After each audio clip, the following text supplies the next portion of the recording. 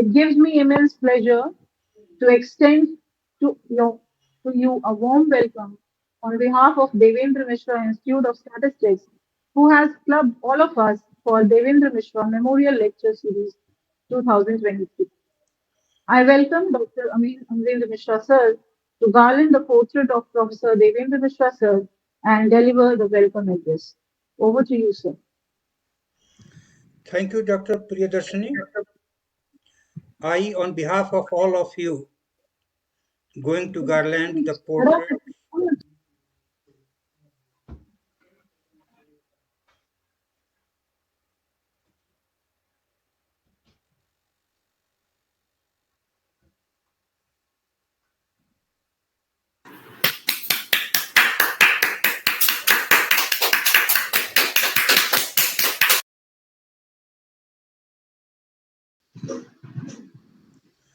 Dear friends, I, on behalf of myself, all the members of the Devendra Mishra Institute of Statistics, all the students and admirers of late Professor Devendra Mishra, extend my heartiest welcome to all of you participating today at the Devendra Mishra online memorial lecture organized by the Devendra Mishra Institute of Statistics. The Devendra Mishra Institute of Statistics was established 5 years back in the memory of Professor Mishra, keeping in view his invaluable contributions to the teaching of statistics and making statistics popular among common people. Devendra Mishra Memorial Lecture is organized every year on 6th of July. On this very date, Professor Mishra went on heavenly abode 18 years back in 2005 at the age of 86 years. Late Professor Mishra was a learned professor of statistics and was a pioneer in the field of statistics teaching in Bihar. He devoted his whole life for the promotion of statistics teaching and making statistics popular among people. He was a brilliant teacher and was very popular among students, research workers, and his friends. His students are spread all over the world today, and many of them have earned international repute and recognition in their respective fields and have glorified the name of their teacher, late Professor Mishra. Dr. Ravi Bhushan Prasad Verma, who is participating today's lecture, is one of them. Professor Mishra was born in a village named Sonbarsa in Bhojpur district, then known as Sahabad, on 29th of December 1919. He belonged to a middle-class farmer's family and with his own efforts, labor, and determination, he reached the post of professor, head of statistics, and dean of science faculty, Patna University. He was a self-made man in the true sense. Apart from Being a scholar of statistics, he was a great social worker and was attached with many social, cultural, and academic societies. Today's lectures, as have been organized in the past years, are to pay our regards and homage to the memory of late Professor Devendra Mishra. In past, Devendra Mishra memorial lectures have been delivered by many eminent personalities. Dr. Ravi Bhushan Prasad Verma, senior demographer at Canada, Dr. Rajendra Prasad, former Deputy Director, Indian Institute of Technology, Kanpur, Dr. Markande Rai, a senior advisor to the United Nations Habitat, Dr. Arun Kumar Sinha, former Vice Chancellor, Patna University, and my senior colleague in the Department of Statistics, Patna University, Dr. Omkareshwar Prasad, former Director, Directorate of Evaluation and Statistics, Government of Bihar, Dr. Ramesh Shankar, former Professor and Head, Eritrea Institute of Technology, Asmara, East Africa, and presently Head of the Statistics Department, Assam University, Silchar, are some among many others. Devendra Mishra Institute of Statistics expresses its thankfulness to all such speakers. My heartiest welcome to Dr. Jitendra Kumar Sinha, former Senior Joint Director, Directorate of Economics and Statistics, Government of Bihar, who is the first key speaker today. Dr. Sinha readily and very gladly accepted my request to deliver the memorial lecture today. I express my thankfulness to him for this kind gesture. He has been the student of late Professor Mishra at the postgraduate classes. His topic of talk today is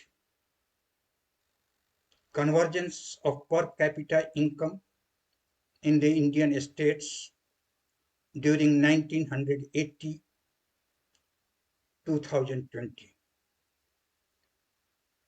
The topic seems to be quite informative and of common interest of people. Jitendra ji, perhaps you remember or not, it was the year 1977. I was that time thinking of choosing the field of statistical inference for my research. One day, you gave me a paper of PC Consul and GC Jain, published in the journal Technometrics. The title of the paper was A Generalization of Poisson Distribution. That paper put such a great influence on me that I became interested in distribution theory, and it became a major field of my research. Thank you, Jitendra ji, although it is too late. Dr. Ramesh Shankar The second key speaker is at present head of the Department of Statistics, Assam University, a central university in Assam. After serving for many years abroad, he has excelled himself in the field of statistics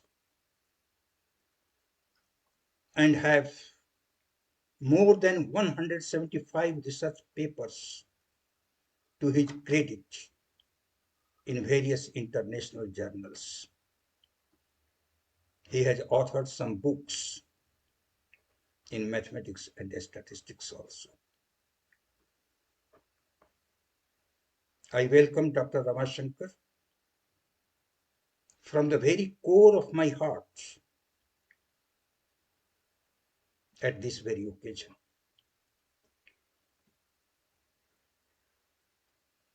He readily and happily accepted my request to deliver a lecture today. I am, along with others, looking forward to listening your talk, Ramashankar, the topic of which is so attractive and poetic, a walk in talk.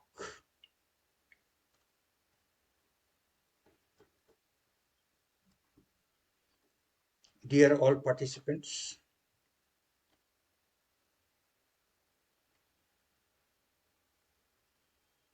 my seniors, Dr. Ravi Bhushan Prasad Verma, Dr. Arun Kumar Sinha, and others, it is a general customary to deliver a welcome address on all such occasions. But let me assure you that I am here not only to perform that formality. You believe me, I, from the very core of my heart, welcome you all. I once again welcome you all at this memorial lecture. Thank you. Thank you all.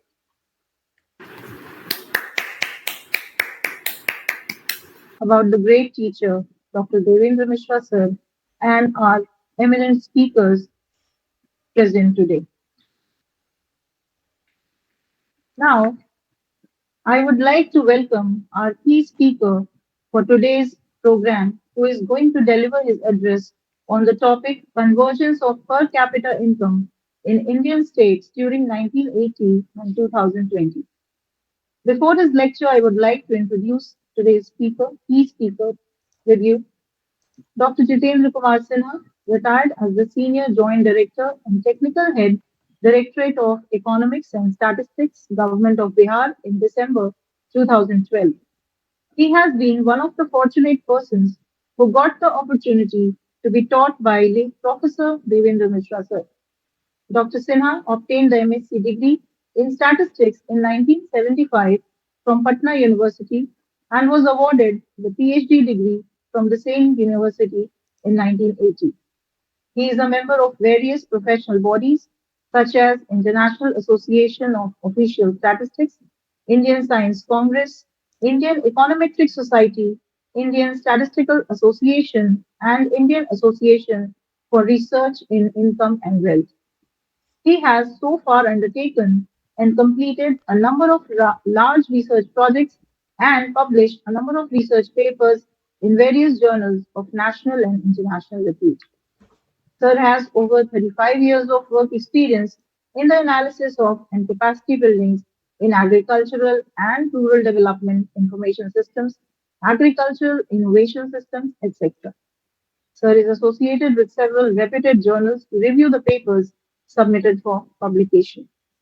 And now I would like to invite Sir for his lecture. Over to you, sir.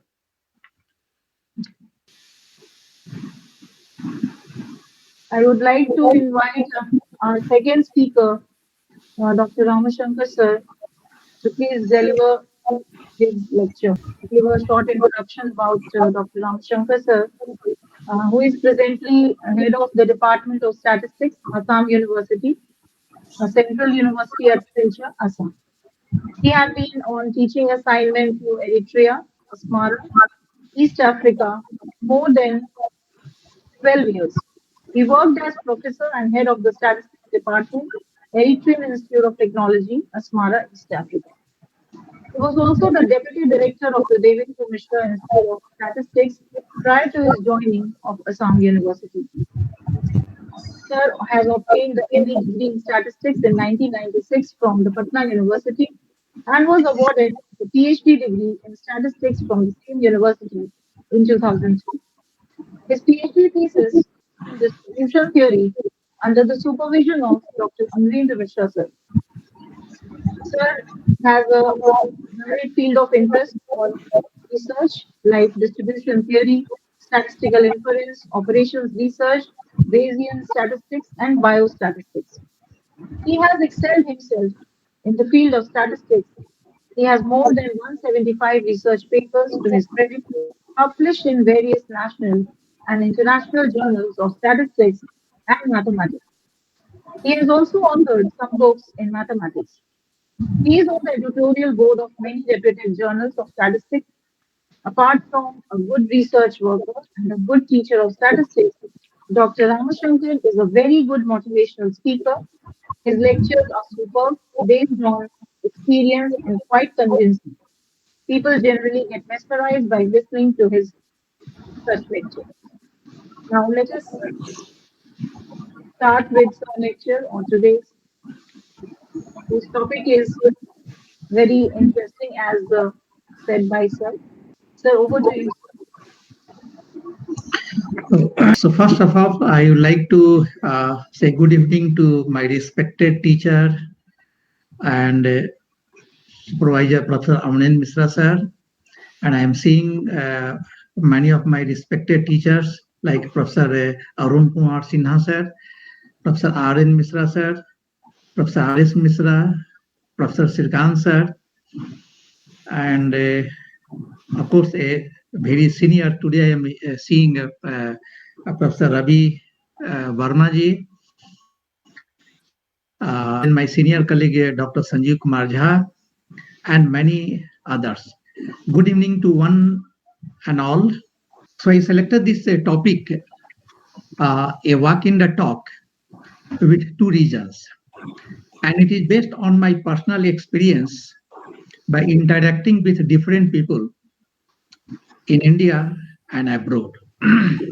In fact, a walk in the talk has two meanings.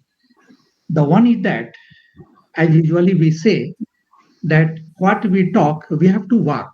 That is what we are talking, we have to follow that one. And it should show in our attitude. And what I have observed that nowadays people will talk a lot, but they will not follow and they will not show in their walk. That is, they will not follow. But here I will give emphasis on the second meaning of a walk in the talk. The second meaning of a walk in the talk is that when we are talking with someone, then if we are really ready to understand the problems through which the person is going, and if we really want to solve the problems of the concerned person, or if we really want to inject our idea in the person concerned, then we have to follow a walk in the talk. Because in fact, we know that while communicating, there are three ways.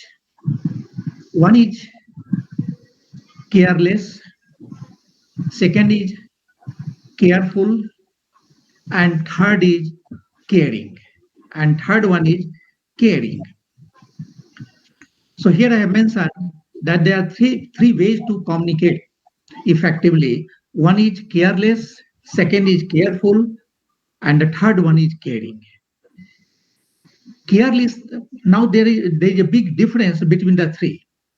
Careless means that when I am talking with someone, then at that time I will keep in my mind that I am right, but he is wrong.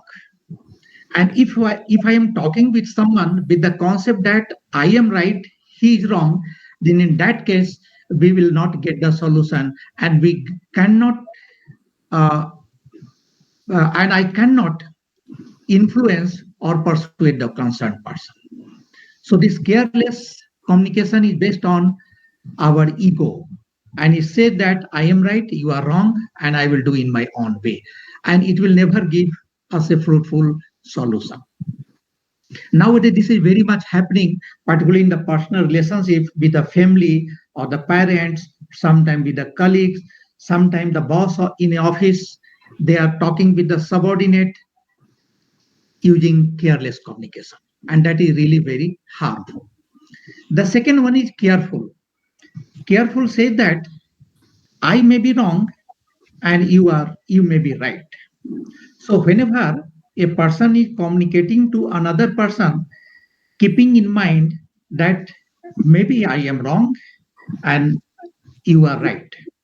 So in that case, there is a high probability that the I will get the proper information from the concerned person, and while listening carefully, I may be in a position to inject my idea in the person's mind, and then we can extract or get what we want, or we can build a very good and healthy, balanced relationship.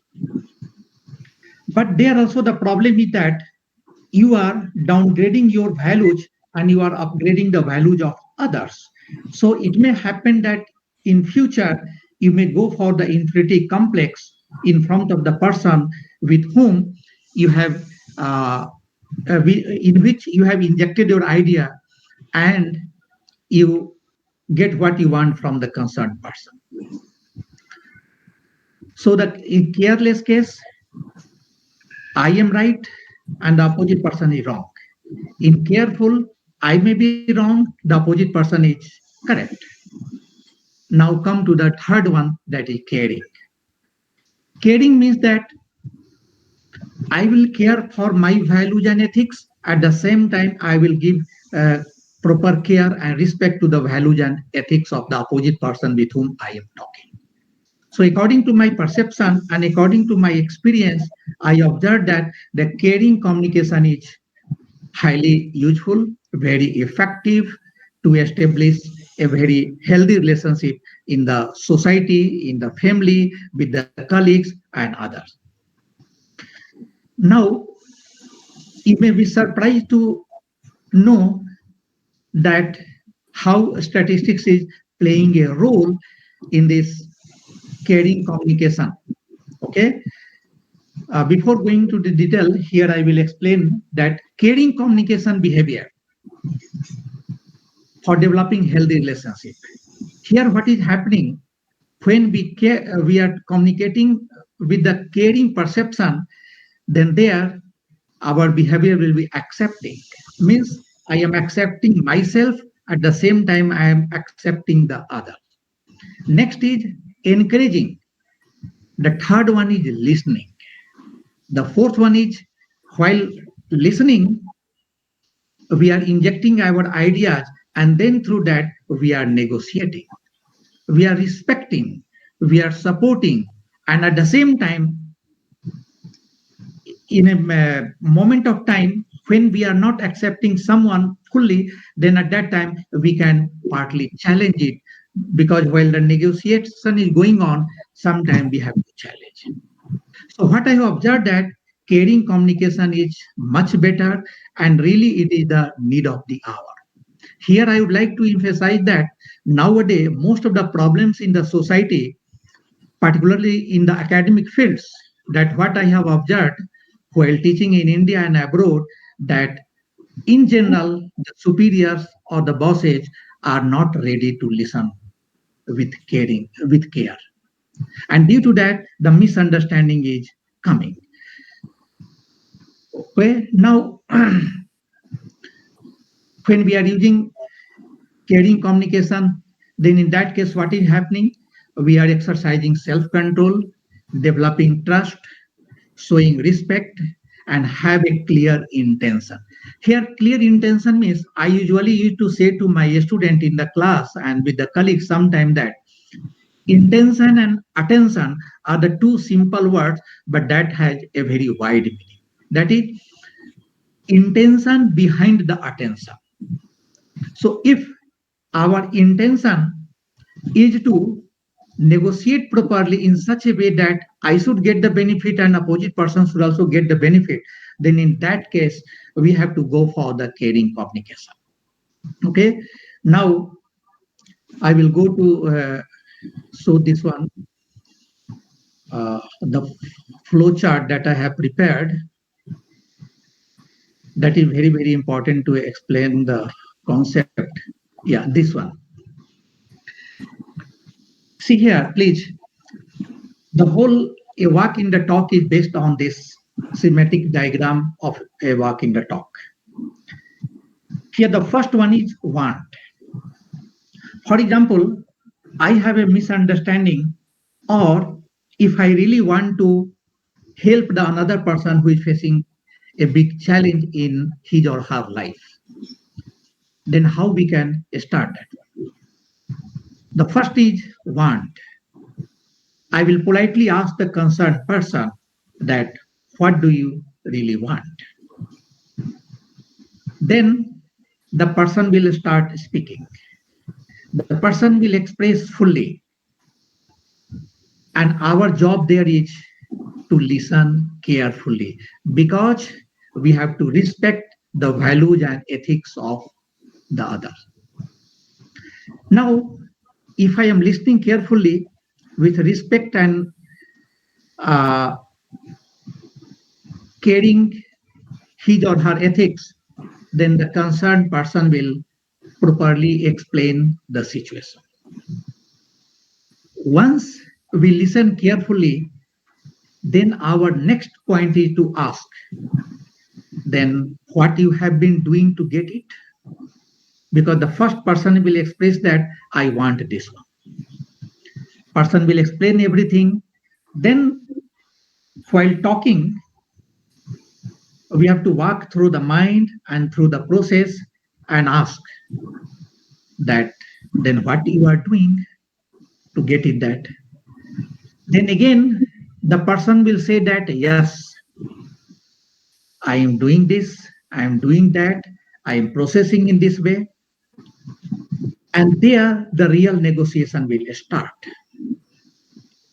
Our job is that we really want to help the concerned person to get out the problem. Then we will ask the third point. Once the concerned person informed that yes, I am doing this to get what I want.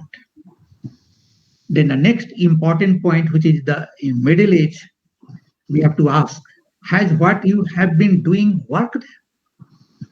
And this we call self-evaluation. Then the moment we ask that what you have been doing are working to get what you want, then that question will certainly create a structural transformation in the mind of the concerned person. And at that time, the person will go for the self evaluation and they will think, yes, I want this one. I have been doing these techniques, I have been doing these things, whether that is helping. And once the person have analyzed all these part, then we have to ask, what else could you do to get what you want? After the self-evaluation, the person will say definitely that whether he or she is getting what he or she desired, or he will say that no, I am not getting. Most of the time, what I have observed that if we give a chance to the concerned person to go for the self-evaluation, that what you have been doing to get what you want, whether it is working or not, where you are lacking, then the person, because the opposite person have a trust and belief in you that you are listening and you are there to help the person to bring the best in him or her. Then the person will say whether it is working or not. Then your next question is that option. If the person say that yes, either it is partly working or not working, then you ask what else could you do to get what you want.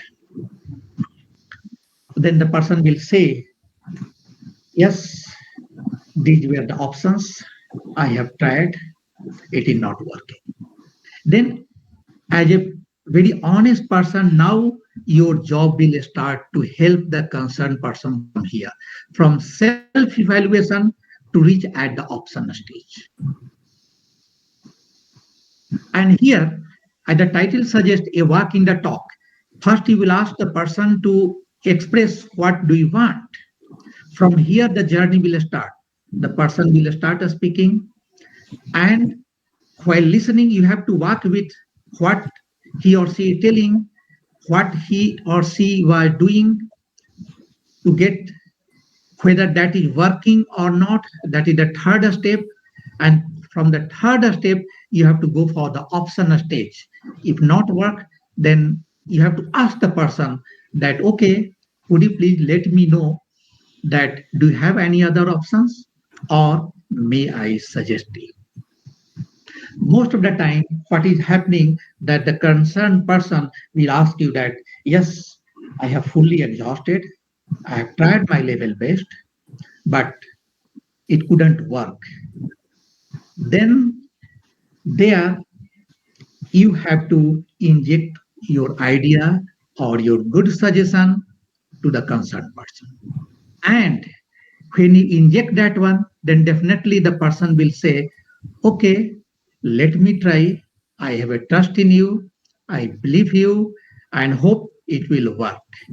Then from there, it will go to the planning stage. Now you have to tell the person that, okay, till now, whatever you have been working for or doing to get what you want, it did not work. Now these are the options to follow it, and then the person will make a plan.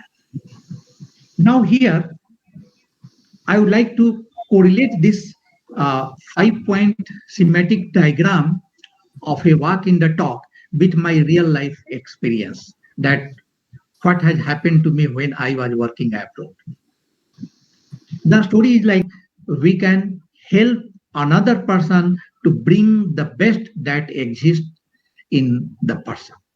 So with this, I would like to conclude my talk. So thank you. It was really an appreciating one. Walk in a talk was really very useful. Some informations we have gathered over here. That self-evaluation, what we have to do and how we have to obtain each and everything is really an awesome idea you have given to us. Thank you very much. Now I request Mr. Ajit Kumar Sinha, sir, Managing Director, Devendra Mishra Institute of Statistics, for delivering the vote of thanks. Over to you, sir. Thank you Priyadarshini. मैं Ajit Kumar Sinha Devendra Mishra institute of statistics की ओर से आज के वक्ता doctor Jitendra Kumar Sinha, retired joint director of statistics department government of Bihar को उनके आज के व्याख्यान, जिसका विषय convergence of per capita income in Indian states during 1980 to 2020 था, इस विषय पर बहुत इंफॉर्मेटिव, एनलाइटनिंग और लोगों के लिए लर्निंग देने वाला व्याख्यान के लिए अपनी ओर से, अपने संस्थान की ओर से उनको बहुत धन्यवाद देता हूं और हमारे दूसरे वक्ता जो DMIS के फैकल्टी भी रहे हैं, प्रोफेसर रमाशंकर, वर्तमान में जो हेड ऑफ डिपार्टमेंट सांख्यिकी विभाग यूनिवर्सिटी आसाम में है, पूर्व में वो इरिट्रिया में इस सांख्यिकी विभाग के विभागाध्यक्ष थे। उनको भी उनके वॉक इन टॉक के इंटरेस्टिंग एंड एंजॉइंग टॉक के लिए हृदय से धन्यवाद देता हूं।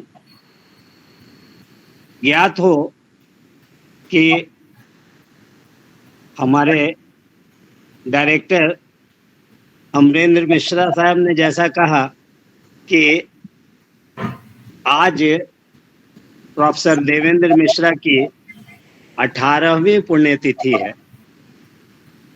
और विगत वर्षों की भांति आज भी वर्चुअल मोड में हम लोगों ने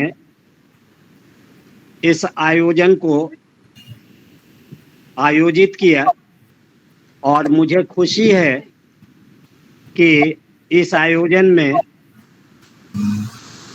हमारे वक्ताओं के अलावा professor Arun Kumar Sinha, x vice chancellor Patna university, हमारे एक और फैकल्टी प्रोफेसर श्रीकांत सिंह, पूर्व विभागाध्यक्ष सांख्यिकी विभाग पटना यूनिवर्सिटी, एवं प्रोफेसर आरएन मिश्रा ने उपस्थित होकर हम लोगों का मनोबल बढ़ाया। प्रोफेसर अरुण कुमार सिन्हा ने तो 2 वर्ष पहले इस आयोजन में अपना व्याख्यान भी दिया था। इसके अलावा आज के आयोजन में लगभग 35 प्रतिनिधियों एवं छात्रों ने भी भाग लिया। छात्रों के लिए विशेष रूप से आज का आयोजन उन्हें लाभ देने वाला रहा होगा, खास के जो शोध के विद्यार्थी हैं उन्हें तो निश्चित रूप से आज के डाटाज के बारे में जो जानकारी दी गई उससे लाभ होगा। इसके अतिरिक्त आज की हमारी एंकर प्रोफेसर प्रियदर्शनी का मैं विशेष रूप से स्वागत और धन्यवाद करता हूं कि पूर्व के वर्षों की भांति उन्होंने इस बार भी आज के आयोजन का कुशलता पूर्वक संचालन किया। आज के आयोजन में कुछ टेक्निकल रीजन से विलंब हुआ, इसके लिए मैं सबों से क्षमा प्रार्थी हूं। और अंत में मैं अपने वक्ताओं, प्राध्यापकगण, विद्यार्थियों की सबों के प्रति आभार व्यक्त करता हूं और उन्हें धन्यवाद ज्ञापित करता हूं। बहुत बहुत धन्यवाद। Thank you very much, sir. And we are thankful, sir, for providing us opportunity to listen from learned personalities through this DMIS Institute on this occasion of Devendra Mishra Memorial Lecture Series. Thank you very much, sir. Give me a chance in participating, and I really feel myself proud of participating in the memorial lecture of distinguished Professor Devendra Mishra. This day serves as a platform to raise awareness among young individuals and administrators about the enduring significance of statistics in policy formulation and socio-economic planning for growth. That we bridge the gap between academia and practicing statisticians, endeavoring to present a clear, comprehensive picture of the prevailing socio-economic condition in our state. Reflecting on the luminaries in the field, we are reminded of Professor P.C. Mahalnovich, whose passion for statistics surpassed his background in physics, earning him the well-deserved title of Father of Statistics. The Indian Statistical Institute stands as a pioneering institute revered worldwide for its contribution to the field. Similarly, Dr. Kalyampudi Radhakrishna Rao, despite facing challenging economic circumstances, pursued his passion for mathematics, and in collaboration with R.C. Bose, he made significant contribution to the field of designs of experiment and multivariate analysis under Professor Mahalnovi's guidance at Presidency College, Calcutta. Dr. Rao exceptional achievements were recognized with highest accolade in mathematics, akin to Nobel Prize, when he reached the remarkable age of 100 years. His legacy continues and inspires us all. It brings me a great pleasure to announce that I had the privilege of joining the Research and Training Institute of Indian Statistical Institute under the esteemed leadership of these exceptional individuals in Calcutta. Each one of us holds responsibility of imparting this subject's knowledge to the public. Professor Mishra pursued this mission in his unique way, pioneering the establishment of institutes such as Population Research Center and Distance Education Program in Patna University, Patna. Additionally, he made tremendous contribution to the resounding success of MBA program at Patna University.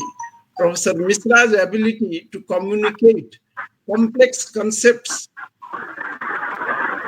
using simple language and captivating examples has left an indelible and captivating impression on all those who had the privilege of learning from him. His teaching on applied statistical techniques have fostered a genuine interest in the study of statistics, and this noble cause continues to be ardently pursued by Professor Amarendra Mishra, carrying on the family legacy.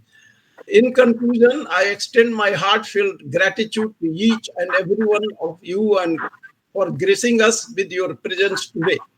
Let us join hands in celebrating the remarkable contribution of Professor Devendra Mishra to the field of statistics, and may his legacy inspire generations to come. Thank you very much, sir. Thank you, Omkareshwarji. Thank you very much. Professor Devendra Mishra is a great teacher of statistics, and I have never forgot him for any moment of my life. You always remember him with great honor, and because I was a student and I joined him in 1965 as a student of honors of statistics. Until then, I joined my services and worked under Professor Mishra very nicely. So I'm very happy that I was one of his students, so close to him. Always remember as a more than a father figure. It is my sum up word that I consider him a great person, great human being, great professor, and always a good person, and always used to talk to him and always gives good things, never talks loose talks. So I always admire him and still I remember always. Thank you, and my respect to him. Thank you, Varun Garu. Thank you very much.